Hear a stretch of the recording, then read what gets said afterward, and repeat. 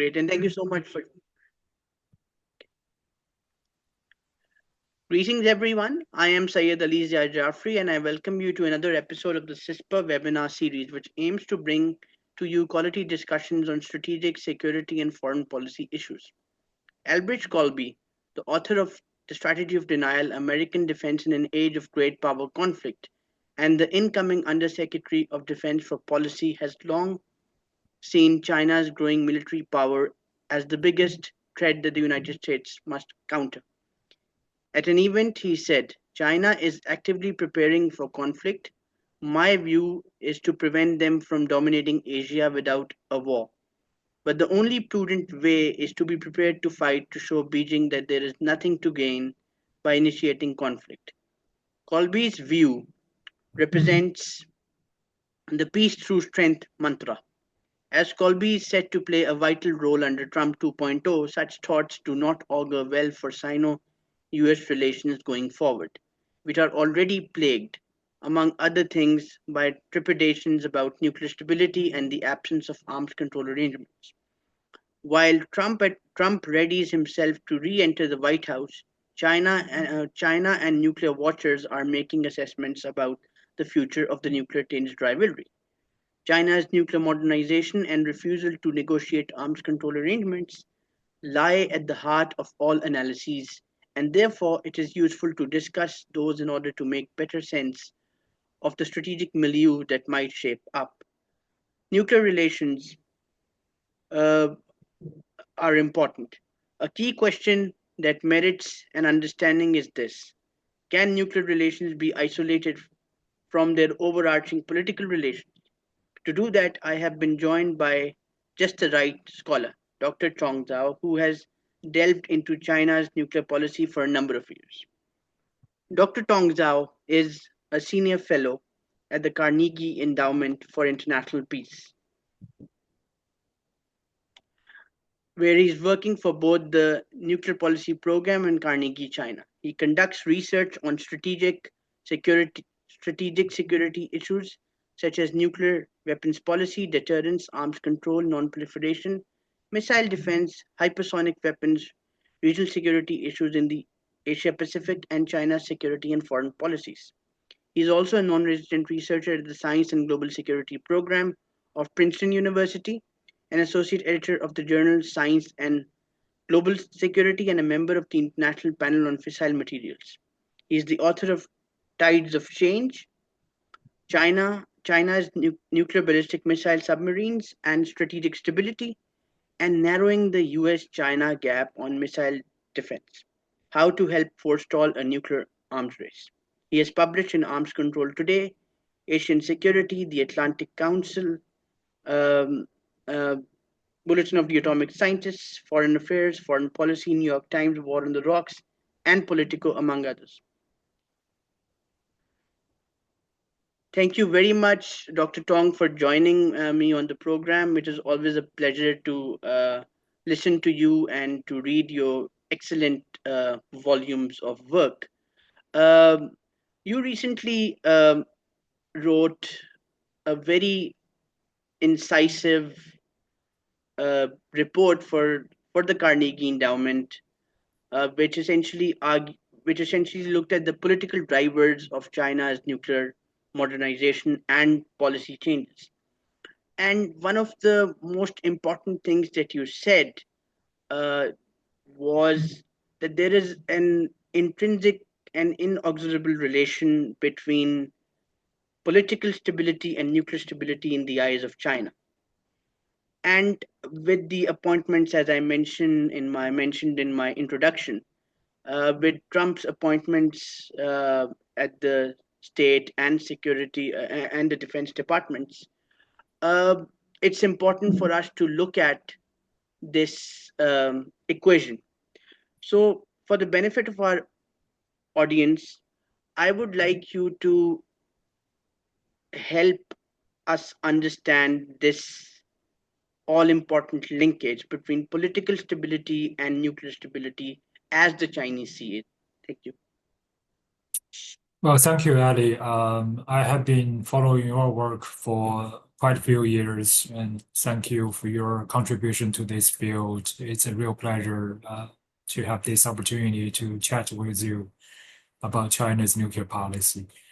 So in my report, I basically try to help broaden the debate in this field about what is motivating China's historical nuclear expansion. I think the international research community tend to see China's nuclear decision making um, in a more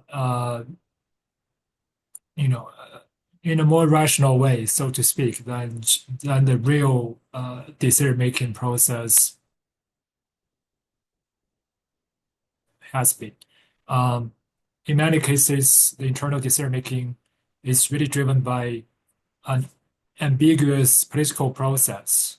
The political leadership has a vision and has a belief, and the bureaucracy, which has been asked by the political leadership to show absolute loyalty, therefore raises very little question and simply tries to implement the political leader's vision as effectively and efficiently as possible. And the Chinese civilian and military experts, they appear to be more marginalized in internal policy deliberations. So that the internal decision-making process can be more chaotic or incoherent than most people expect. As a result, I point out that the traditional way of understanding China's nuclear policy by looking only at military technical level factors are not sufficient. Because the current Chinese nuclear buildup cannot be fully explained only by military technical level factors.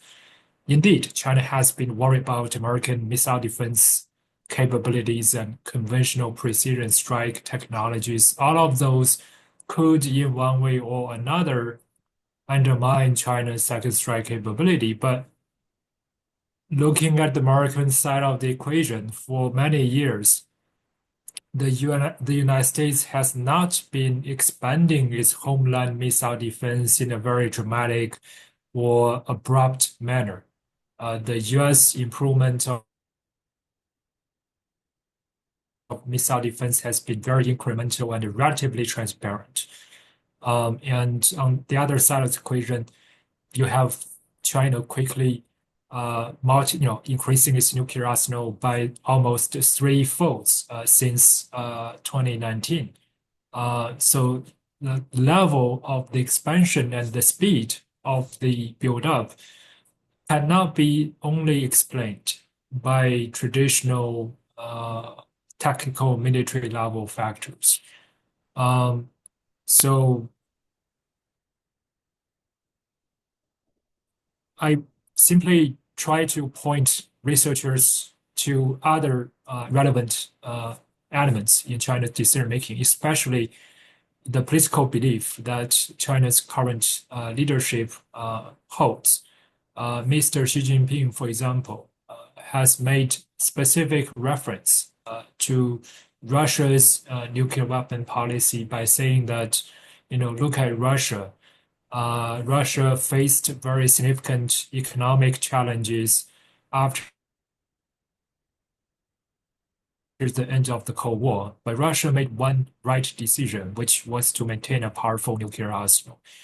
And the logic was further elaborated by many Chinese public opinion leaders like Hu Xijin, who was the first, in fact, to reveal China's interest to expand its nuclear arsenal since the mid 2010s. And people like him, they explain the logic more clearly, which is a major power like Russia and China, if they can demonstrate a strong strategic military capability, that will help shape their rivals, especially the United States' overall attitude toward these countries. they would make the United States and Western countries respect these countries' core interests.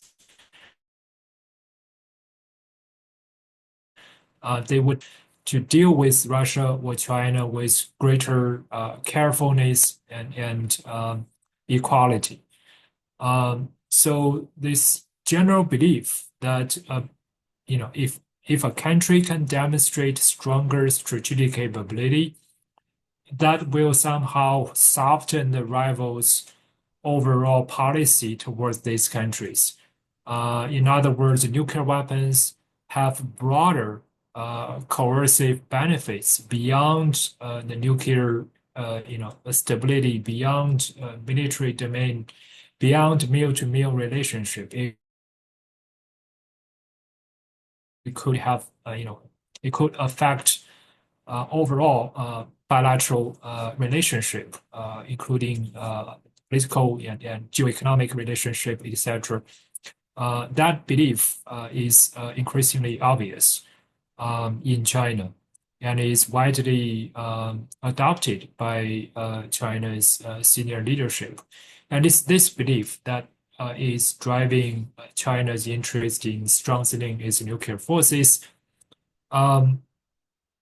So if this is the case, then it would raise question about the popular assumption in the United States and other Western countries that given China's nuclear buildup, it is inevitable that China might move toward a more assertive operational level nuclear policy, including to rely more on initiating nuclear use in future military conflicts. There is very little evidence that Chinese military strategists have thoroughly thought through how they should make use of these new nuclear capabilities because they are mostly looking at the broader geopolitical value of nuclear weapons. So if it is indeed the case that China has not fundamentally revised its operational level nuclear doctrine, then that means the international community still has some opportunity to influence and shape China's future nuclear decision making. So I hope this perspective could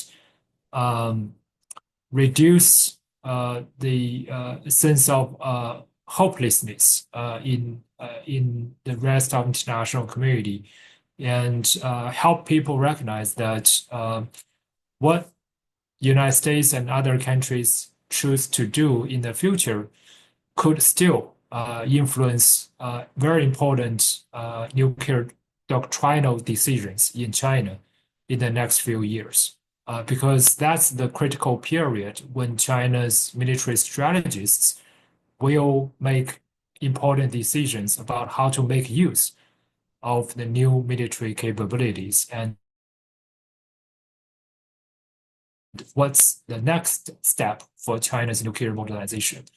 So it's still going to be a very interactive process. So we shouldn't be too disillusioned about our lack of capability to influence future China's nuclear policy. In other words, we still have agency, and we should consider how we can communicate better with China and help China reduce its very deep sense of insecurity and jointly reduce the extent of the emerging nuclear arms race and responsibly manage the U.S.-China bilateral nuclear relationship and its broader security implications for the rest of the world.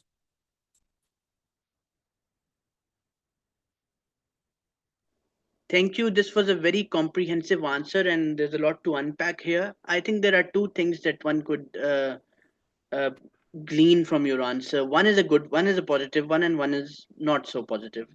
The positive one is that we actually now know from your report uh, that the the solution lies in politics rather than deterrence and strategic stability and all.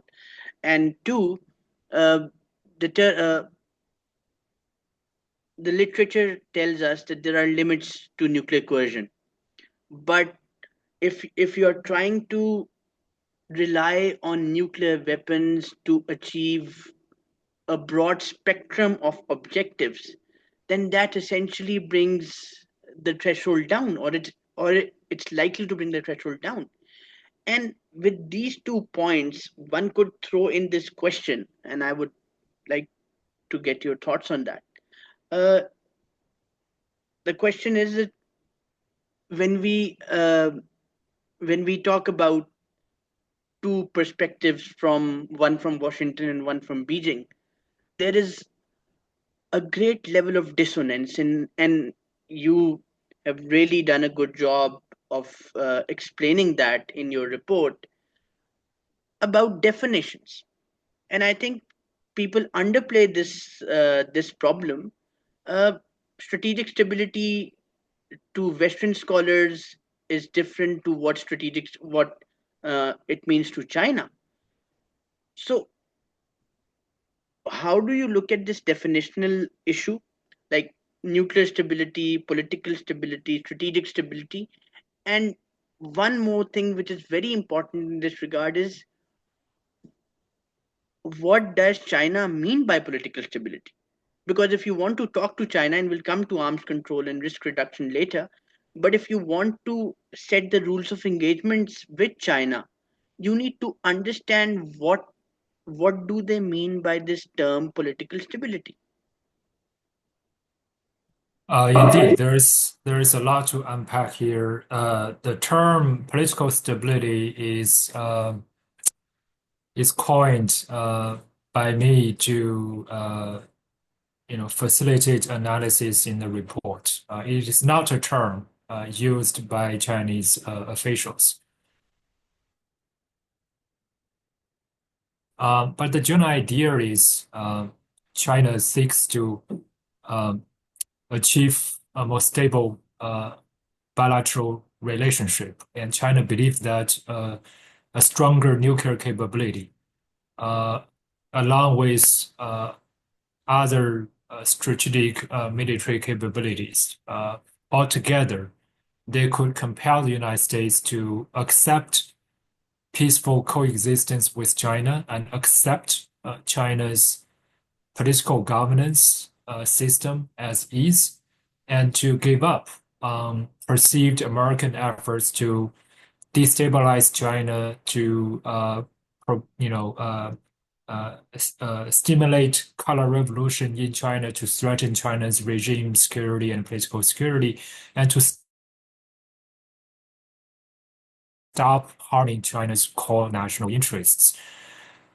So increasingly, China is linking nuclear stability with political stability by, increasing China's nuclear capability and refusing at the same time to discuss nuclear arms control issues. And by saying that it wouldn't make sense for the two countries to discuss nuclear arms control if there is no political trust. And therefore, United States, you should resolve, the key political problems between the two countries first. You should make political concessions on my core national interests before we have the right environment, we have the right atmosphere to discuss operational level issues like nuclear relationship. So China is already using this linking strategy to compel United States to make concessions on high-level issues of disagreement between the two sides, such as Taiwan, such as China's, internal political legitimacy, um, and is holding nuclear relationship hostage to that broader political reconciliation. Um, and this is different from our traditional concept of strategic stability, which, by the way, originated from Western literature first and was then gradually learned and incorporated into Chinese security literature. And the Western concept of strategic stability is very narrowly focused on, in most cases, nuclear related security issues. It includes nuclear arms race stability, in a sense that neither side would have strong incentive to engage in a nuclear arms race, and crisis stability in a sense that neither side would be motivated to escalate a nuclear crisis or to use nuclear weapons in a conflict. But China, from day one, Chinese leaders saw nuclear weapons not only as military instrument, but also a very important political instrument. From China's first paramount leader Mao Zedong all the way to Deng Xiaoping, to Jiang Zemin, Hu Jintao, and today's leader Xi Jinping, they all attach very important political value to nuclear weapons. They think that with political weapons, China would be recognized as an important international power. China would be respected. China's interests would be more respected. And leaders have repeatedly claimed that without a sufficient nuclear capability, China wouldn't have enough say in international affairs. So Chinese leaders has always saw the term strategic stability as having broader connotation. The Chinese leaders didn't interpret the term as narrowly as only referring to two countries' nuclear relationship. And therefore, if you look at the Chinese leaders' reference to the term strategic stability, they often mean the overall stability of bilateral relationship or the overall stability of regional security order or international security order. So that's the differences of terms. But you also mentioned that indeed, as China perceives itself as facing a more hostile geopolitical environment, this perception that China is facing an increasingly an existential threat from the U.S.-led Western countries. So this is a geopolitical threat from China's perspective, and this threat perception has been driving Chinese efforts to rely even more on nuclear weapons to achieve, to help stabilize China-U.S. or China-West political relationship. And with this being the case, indeed, it is harder to separate nuclear stability from political stability, because it's the deliberate strategy to link up the two issues. And the traditional approach of compartmentalizing nuclear issues from the broader bilateral relationship is harder and harder to achieve in practice. That's a key challenge to organizing arms control talks between US and China. And you are also right that given this new circumstance, the threshold of nuclear coercion might become lower. And in China's traditional nuclear doctrinal writings, China has never ruled out the option of using nuclear coercion to achieve broader security and the geopolitical goals. Right? The most authoritative military doctrinal literature that was leaked from China was a 2004 document written by the Chinese Missile Force, which was called the Second Artillery Corps at that time. And this document, again, authored by the most senior secondary experts and under direct instruction from the senior secondary leadership, clearly elaborates conditions under which China would threaten nuclear first use in a conventional war in order to deter certain non-nuclear threat. In other words, in the second artillery's documents, there is always the option of making nuclear threat to deter strategic non-nuclear military attack. So given this is already part of China's military thinking for a long time, it is possible that as China perceives a more hostile geopolitical environment and more serious geopolitical environment, China would double down on its efforts to make of these coercive threats of nuclear weapons in future conflicts, which means it is more likely that China will make nuclear threats in a conventional conflict in order to deter certain, strategic non-nuclear attack or threats. But that doesn't mean China is violating its own no first use policy, because based on the reading of the Chinese military document, China's military strategists believe that it is okay for China to make nuclear threats in a conventional war. But as long as China does not follow through the threat, and as long as China doesn't actually employ nuclear weapons in the end, then China didn't violate its no first use policy. So in other words, the no first use policy only prohibits China from actually using nuclear weapons first. It does not prohibit China from making a nuclear use threat.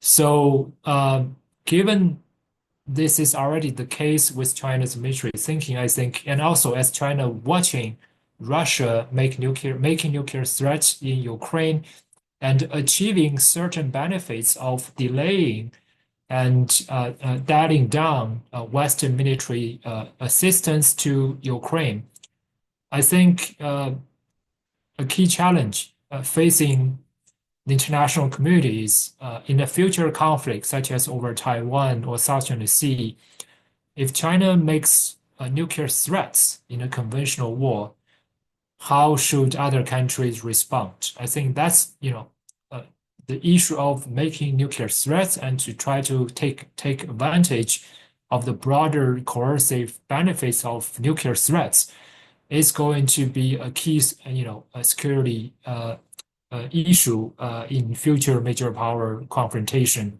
and also might affect the threat perception of other regional countries like the Philippines, Japan, South Korea, Australia, etc. Thank you so much for a very comprehensive answer. I wanted to come to uh, this a bit later, but since you've talked about regional uh, actors and their threat perceptions, um, and also crisis stability, so there are 2 points that one could bring in right now. One is, so the incoming Trump administration is giving mixed signals with regard to Taiwan, and China, as you know, has territorial and revisionist objectives with regard to Taiwan, and as you say, they are well within the limits of their NFU policy when they look to use nuclear coercion. So how would that impact, you know, urgent the outbreak of crises and then crisis stability on the Taiwan Straits? And the other thing is, like, now we Northeast Asia is a very important region, and of course China is also part of that. Um South Korea has been making a lot of noise with regard to having an independent nuclear deterrent, at least since 2023. That has been the case. Trump, as you know, is not a big fan of strengthening reassurances through extended deterrence. And if the focus of the new appointments is on Taiwan, and Colby's focus is on Taiwan, how would that affect the threat perceptions of, let's say, South Korea, and how would that obviously then uh, um, affect the equation between the South and the North? Because that's a very important thing that people are not looking at, perhaps, in more detail. Indeed, that's a great question. And you also mentioned before that the China's greater interest in the broader political value of nuclear weapons might lead to some bad news, which is, how do we resolve the broader political problems? Because Taiwan is one of these broader political problems, and is increasingly emerging as a key flashpoint in the region and can be the most likely trigger of a major power conflict that has the potential to escalate into a nuclear conflict. So that's actually the very sad effect, one of the sad effects of nuclear deterrence. So basically, countries, they have deep disagreements on, substantive issues between them. Between US and China, Taiwan is a key example. But nuclear weapons allow countries to shelve their substantive disagreements and force them to live peacefully together. And the sense of peace provided by nuclear weapons and nuclear deterrence actually, over the past few decades, has dissuaded countries from engaging in necessary political conversations to resolve or at least contain their substantive disagreements. Right? So they felt safe because of mutual nuclear deterrence. So they lacked the incentive to actually start a painful political process to discuss their underlying problems, such as Taiwan. So over time, the sense of peace and security provided by nuclear deterrence actually led to the relevant parties increasingly unable to face and address their underlying political problems. And they also have, during this time period, developed their own perceived facts, their own interpretation of history. So now, after decades of not making efforts to address the underlying problems, they become increasingly unable to address these underlying political problems. However, these underlying political problems are increasingly escalating, and now present a genuine risk to regional peace and stability. So that's, ironically, is an unintended negative effect of nuclear deterrence and the associated sense of security. So the argument of the report, one of the arguments of report actually wants to draw people's attention to this challenge. We can no longer rely on this sense of security to forever avoid having painful but necessary political discussions on our real disagreements. If we continue down this path, all these political disagreements would gradually escalate into major military crises. So it's time for us to start a painful political process, including to have a serious discussion on issues like Taiwan.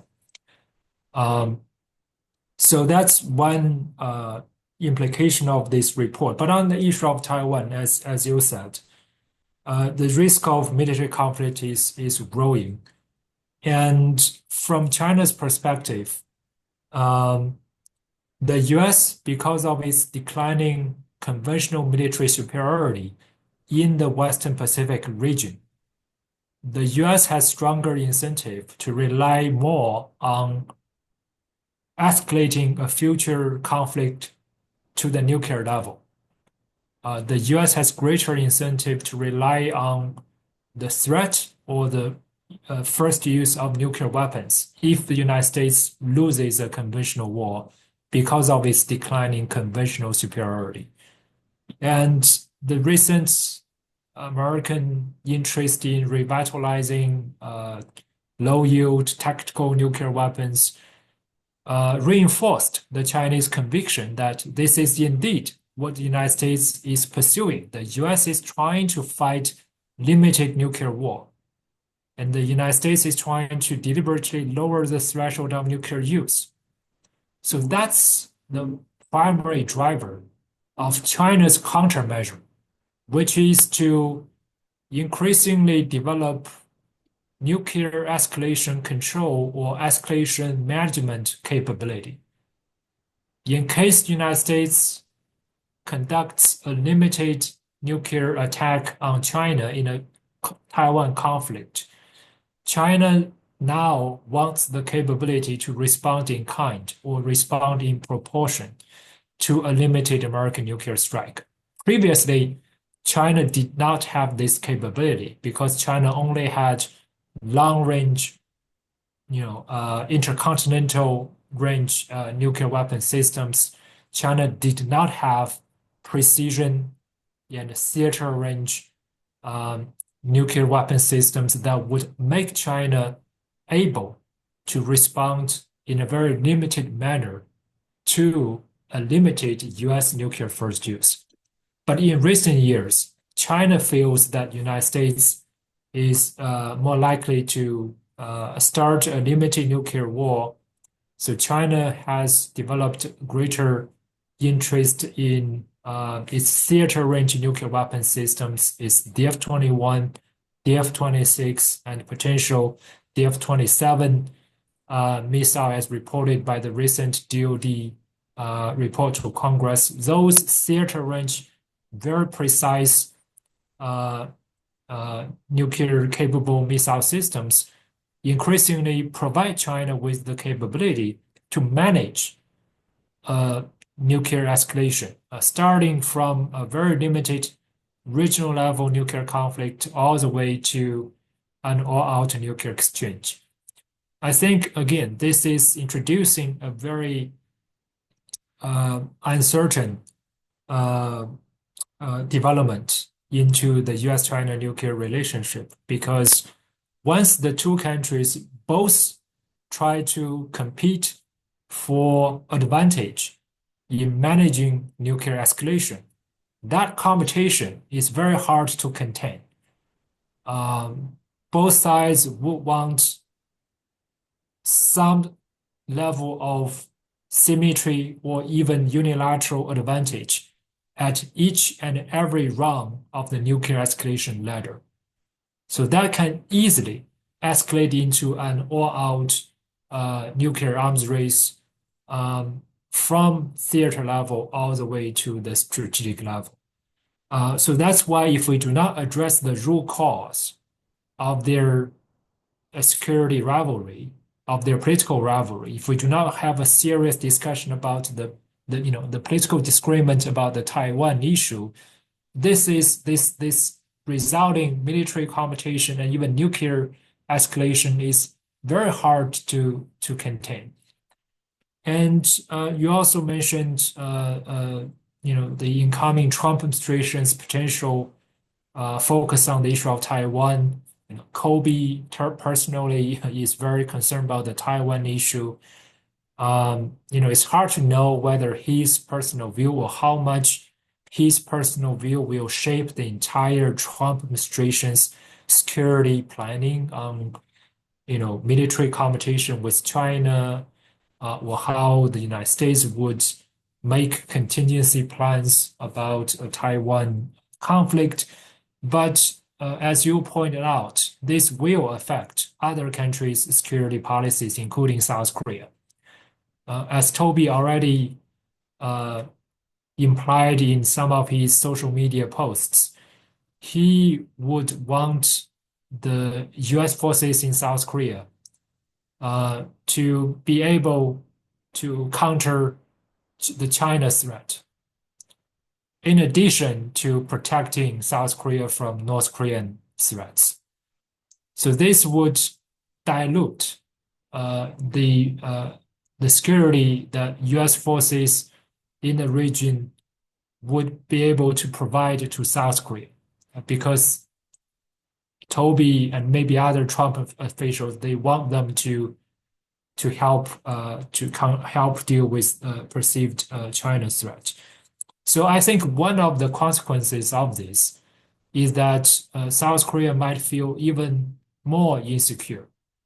It will have even less trust about a U.S. security guarantee, about U.S. extended deterrence. And as a result, the voices within South Korea calling for indigenous nuclear capability might become louder and more serious. And many Republican security experts in the United States, they have voiced the view that maybe it's okay for U.S. allies and friendly countries to develop indigenous nuclear capabilities, given the challenging global security environment. So if that becomes Trump administration's policy, which is a big if, we don't know whether Trump would endorse this so-called friendly proliferation policy, whether Trump would indeed tacitly condone friendly countries to develop prohibited military technologies by international agreements and norms. But if it becomes the case, then I think it would seriously threaten the future survivability of nonproliferation regime as we know it. The principle of not allowing anyone to develop nuclear weapons is a foundational norm of the current international peace regime and international peace order, security order. If that foundational norm is abandoned or eroded, how would countries like China and Russia react? Would China and Russia feel more comfortable to provide sensitive military technologies to their friendly countries like North Korea or Iran? So that will open, a real can of worms and lead us to uncharted territory. So there's a lot at stake here, and again, I think perhaps given China's nuclear buildup and Trump administration's potential interest in strengthening American nuclear capabilities, that might offer some opportunity for the two sides to calm down a little bit and to realize the very uncertain future that if both countries engage in a higher level of nuclear arms race. It will, have very severe consequences for their own security and for regional security order. And maybe they will learn the lessons of the previous Cold War and start to appreciate the importance of some transparency and confidence building measures that might eventually lead to cooperative arms control talks.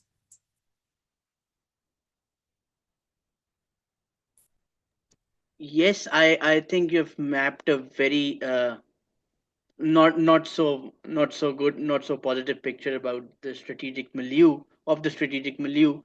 But there is one thing that I want to pick up on. Uh, so arms control, right, as of now, is a big no-no between the two. Uh, as your colleagues at the Carnegie Endowment have extensively written about what constitutes arms control and how it is at the broadest level military cooperation between two adversaries. But when both sides are thinking that they're out to get each other, military cooperation becomes uh, quite unfeasible. So, as you said, we need to take baby steps, uh, like CBMs and other things. Um, so, with the Trump administration, as you know, is about to assume office in the next 3 weeks. Trump's track record of dealing with arms control is not good. In the previous administration, you saw uh, uh, um, his walking out of the JCPOA, which was, I believe, a disaster, and it still is having an effect on the Middle Eastern political landscape. The Open Skies Treaty, the INF Treaty, all those tell us that he's not enamored of arms control. So, in this environment, what are the kinds of baby steps that you think can practically help build a certain kind of a momentum towards some kind of arms control arrangements going forward? Well, perhaps the stakes are too high for us to only consider baby steps. On the one side, I think we certainly should make a real effort to look at the underlying political problems because there are ways that we can um, seriously address the underlying political problems. For example, over the issue of Taiwan or South China Sea, what is at stake here is the lack of a basic principle of behavior between US and China, or among all the major powers, about a common sense principle of not using military force to unilaterally change territorial status quo. Right? This is at the core of the Taiwan problem and the South China Sea problem, as well as the East China Sea problem. So the relevant major powers still have not committed to the common sense principle of not using military force to unilaterally change territorial status quo.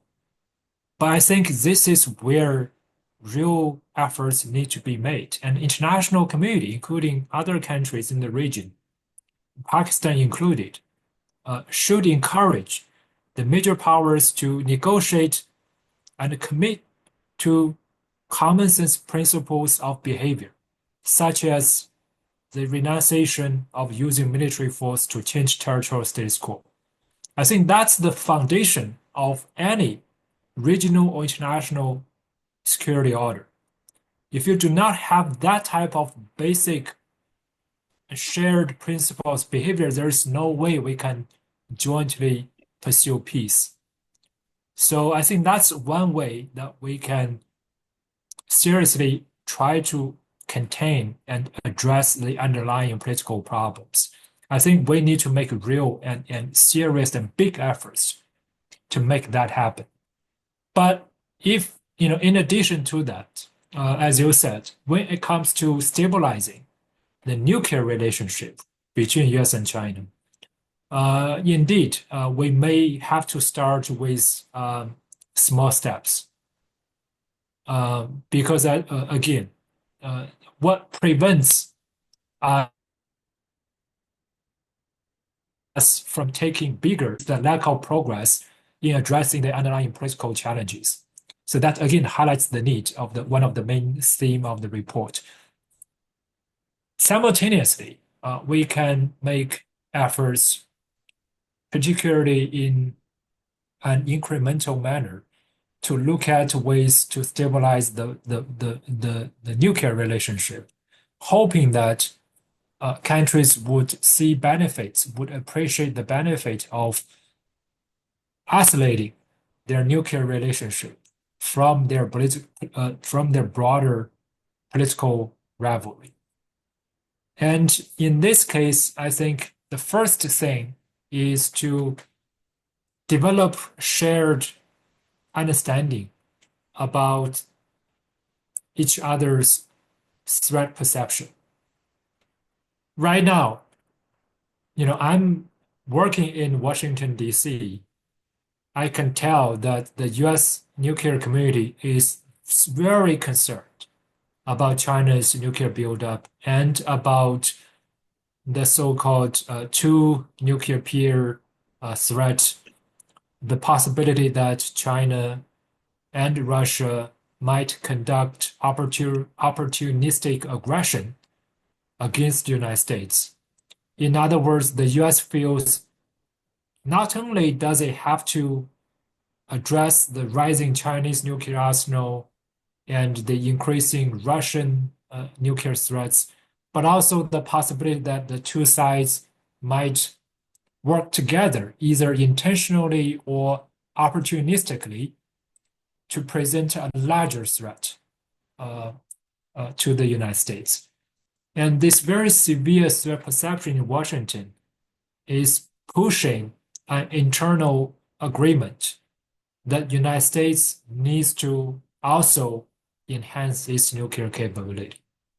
And I think after Trump comes into White House, it's likely that this administration, this incoming administration, will invest more in building a stronger US nuclear capability. In other words, we are already passing the turning point of a renewed major power nuclear competition. Whether that will reach the level of a nuclear arms race that resembles the Cold War period, we don't know, but we are already in the early stage of an escalating nuclear competition. The problem is China has not recognized how serious the US commitment is. China doesn't fully appreciate why the United States is so worried about China's nuclear buildup. So this lack of basic appreciation of each other's security concerns is dissuading the two sides from having much needed nuclear discussions or nuclear talks. So the first thing we need to do is to help both sides understand the other's internal thinking, the other's internal self-perception. If they can recognize that the other side has, is indeed worried about one's own military development, that will, I think, incentivize them to offer some reassuring measures, because the other side's military buildup will have, negative impact on one's own security. And secondly, I think the US and its Western allies need to develop more nuanced understanding about China's internal security thinking, including nuclear thinking. As my report tries to clarify, China's nuclear buildup is driven both by its ambition to achieve national rejuvenation and become a leading international power, and also by its deeply embedded sense of insecurity. the strong belief that as China narrows the power gap with the United States, the US will increasingly take desperate and hostile policies to contain China and even harm China's core interests in order to preserve US domination in the international system and to prevent China from catching up.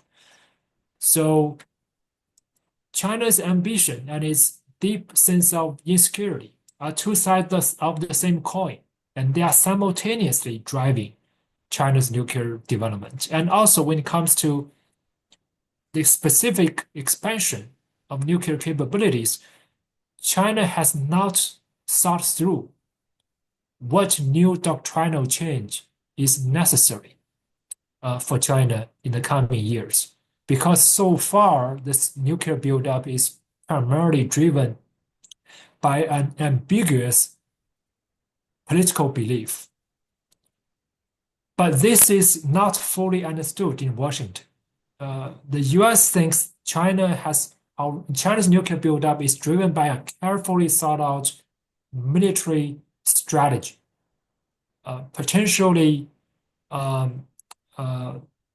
motivated by a new Chinese interest to use nuclear weapons to threaten nuclear use in future conventional war. So I think that's how the United States might be misinterpreting the Chinese nuclear thinking in a way that could lead to American overreaction. And it might lead to unnecessary American nuclear buildup. There is a lot of American concern that China, might exploit the weakness in existing American nuclear capability, both at the strategic level and at the theater level. And therefore, the United States has to strengthen its nuclear capability and to deny China from exploiting such weakness. But on the Chinese side, if you study China's internal discussions and writings and analysis carefully, there is no such perception in China about weakness in American existing nuclear capability. China still sees the United nuclear capability as very powerful, very strong, much stronger than China's in the foreseeable future. So the U.S. threat perception about China is also based on relatively superficial understanding and also mirror imaging to some extent. It is not necessarily rooted in careful and nuanced research of China's own thinking. And if the United States could develop more sophisticated and nuanced understanding of China's own thinking, including the lack of internal coherence in the current China's nuclear decision-making, I think the United States would be able to make better and more effective countermeasures to strengthen deterrence and avoid wasteful investment, including in building up excessive American nuclear capability that could fuel the nuclear arms race, but would also undermine America's own capability to use the limited resources in strengthening conventional deterrence. Because at the end of the day, it is conventional military capability that will be most decisive in deterring and defeating any future enemy's aggression, including territorial aggression. So, careful study and research of the other side's internal nuclear thinking is, also very important. And lastly, I think, sorry for going on for so long, I think the United States and Western countries should be more open to discussing China's counter proposal on arms control. China has rejected American proposals on trilateral and bilateral nuclear arms control talks But China has come up with its own counter proposal, which is no first use. And of course, no first use is very controversial in the United States and in US allies. But there are smarter ways for the United States to approach the issue of no first use. The United States does not have to agree to negotiate a no first use agreement with China in the near-term future. Instead, the United States can agree to discuss some general level issues related to no first use that wouldn't force the United States to make any immediate unilateral nuclear policy change. For example, the two sides, United States and China, they could have a broader and general discussion about what constitutes a credible no first use policy. And they can also discuss if China really wants the United States to adopt no first use, how can China address US allies' opposition to American no first use? And the US allies, they are mostly worried about China's conventional level military aggression in this region of Western Pacific. In other words, in order to create the condition for US-China bilateral no first use agreement, perhaps China also needs to offer conventional level military reassurance to US allies. I think this is a way to more constructively discuss the issue of no first use that wouldn't undermine any country's immediate security interests. So I think these are some of the baby steps that the two sides can take both unilaterally and cooperatively to address their escalating nuclear relationship in a more pragmatic and constructive way. And over time, that might lead to more ambitious measures becoming more imaginable to senior leaders in Washington and Beijing. I think that you've perfectly summed up the entire mosaic of this entire arms control problem. Before ending the program, I would like to make a couple of remarks. One, it is important to see that, look, even before these baby steps that you lucidly mentioned, there are a number of things that the US can do. Unfortunately, the US has not helped the cause. It has not alleviated the fears and the concerns of the Chinese leadership with regard to the threats the Americans pose. Um, Ever since the nuclear posture review came out under the Trump administration, this idea of having more, as you rightly said, having more theater-based nuclear weapons, tactical nuclear weapons, low-yield nuclear weapons. These obviously would not go down well with China, who is already concerned about the fact that the US is trying to overpower China. And history is very important. When the Chinese, there was a time when China's policies were dictated by the century of humiliation. That was the thing in the past. Now, if the Chinese are worried about a preponderant US um,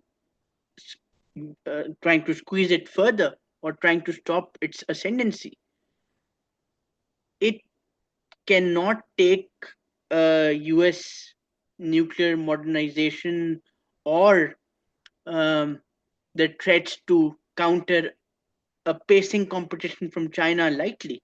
This is how the cookie crumbles in global politics. You just can't, strategic empathy is a very important concept.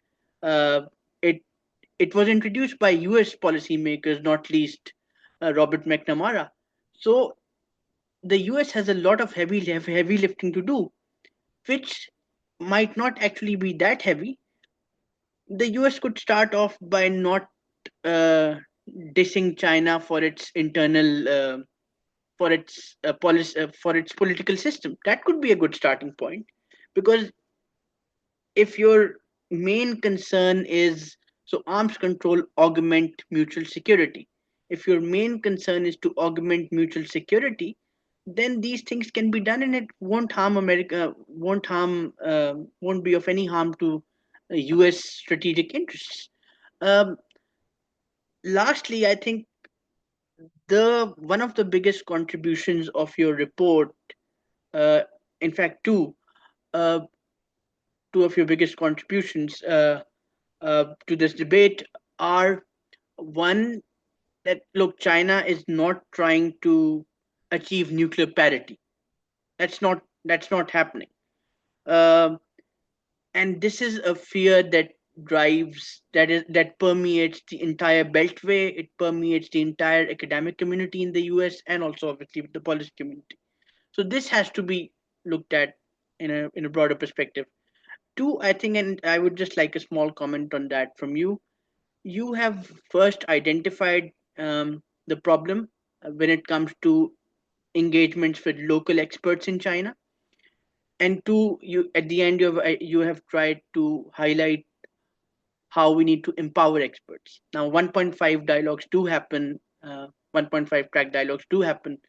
Um, so, I just want your brief comment on how experts like yourself, but more importantly, experts within China, can be empowered to, help facilitate some kind of a dialogue in this um, very tense environment.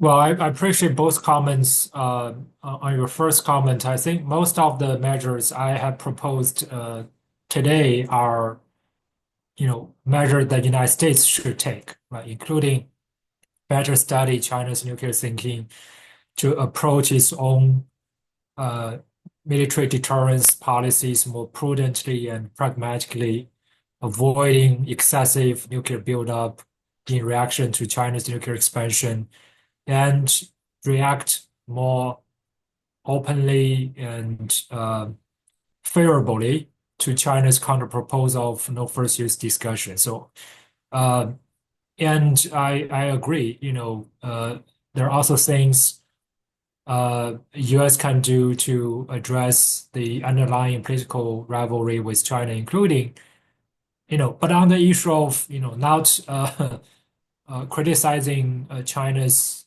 internal policies on human rights and individual liberty and freedom is hard, right? It's part of American self-identity to protect human rights and universal rights.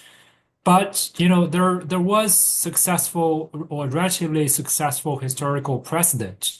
In the mid 1970s, the Soviet bloc and the Western bloc, they had this Helsinki process, and at the end of which they reached a very broad and very general, but still very meaningful agreement that they recognize both principles of state sovereignty and human rights, right? So they managed to acknowledge that each other's concerns are legitimate and each other's values, their key principles, deserve to be treated carefully. I think that approach lends important lessons for today as well.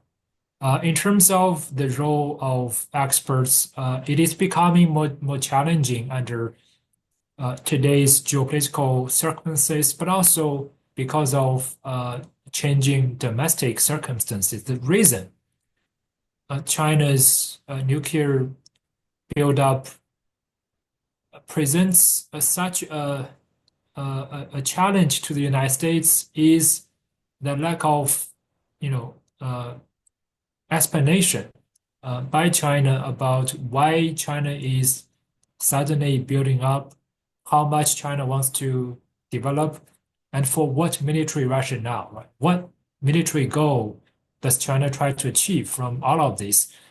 And the reason China couldn't offer this transparency is partly because China itself, there has been very little internal deliberation on these issues because it is driven, again, it's driven by intuitive political belief. is not thoroughly debated within China's own expert community. Um, so that's why that sheds light on the fact that when a system becomes more secretive and uh, compartmentalized, when decision making becomes more centralized and dictated by the senior leaders' belief and not thoroughly scrutinized by the experts, it is easier for a country to make um, uh, security decisions that could end up undermining one's own security interest in the long run and potentially undermining regional and global security order. So this is particularly why I think experts from both China and the United States need to play a bigger role. They need to really stand up and make a proactive intervention in their internal policy deliberation process. I said this is strongly needed within China, but it's also needed in the United States, particularly in Trump 2.0, in the second Trump administration. Trump demands loyalty from the advisors and senior officials. The US also faces the growing threat of strategic security decisions not being thoroughly debated and scrutinized by the overall expert community, not only by one part of the security community in the United States, but by the overall security community.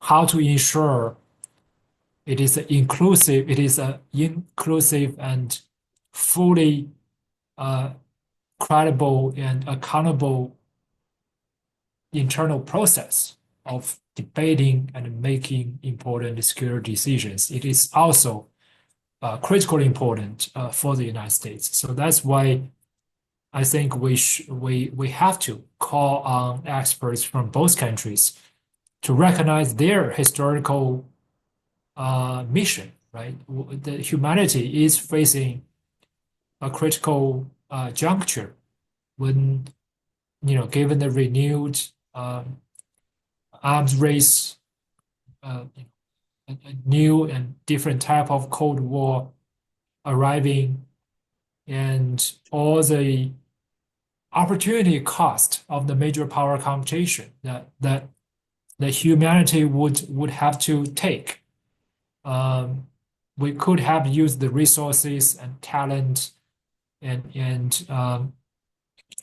technologies to explore universe and cure diseases and benefit common interests of the species and other creatures on Earth, but we are now taken down together by the major powers to a less desirable place. So it's really upon the experts, the policy elites, who need to provide checks and balances, particularly to their own government officials. Right? Their primary responsibility is to hold their own government, is to hold their own policy-making process accountable.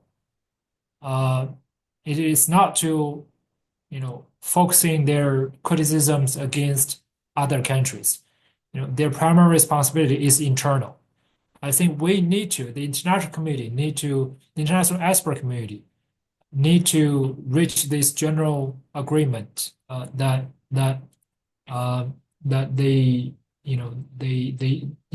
their primary responsibility is internal. I hope we can again learn the Cold War lessons by establishing the so-called epistemic community. I hope Chinese, American, and international experts can work together to promote this general agreement of the internal responsibility and internal accountability for experts, and they can think of measures um, to inform um, internal policy discussion. They can more effectively propose um, policy measures that promote cooperative security rather than strengthening their own version of peace through strength, right? Um, so yeah, I think people like you and me, we need to work harder and better recognize our responsibility in this uncertain era. You have ended on a very hopeful note, and it has absolutely um, been a pleasure to speak to you once again um, on a spectrum of issues pertaining to Chinese nuclear policy. Um, we are about to enter 2025. The Trump administration is about to assume office, and obviously, Sino US relations will be uh, very high on the radar of the two leadership. Uh, we can only hope that things improve, uh, but as they say, hope is not a strategy. Uh, but yes, experts can and should play an important role in shaping discourses that can lead to positive change and eventually peace and stability. Thank you once again. That's it for this episode. Until next time, goodbye. Thank you. Thank you, Ali. Bye.